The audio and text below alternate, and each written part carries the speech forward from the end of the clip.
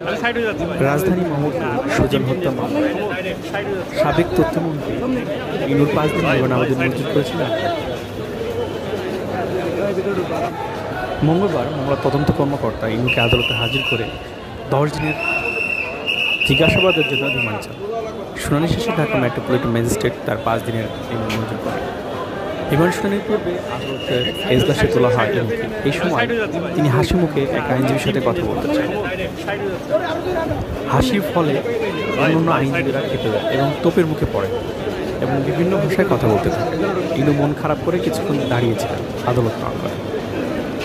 এরপর রিমান্ড শেষে তাকে যখন আদালত থেকে হাজতখানায় নামানো হয় তখন কিছুটা তার মন খারাপ ছিল।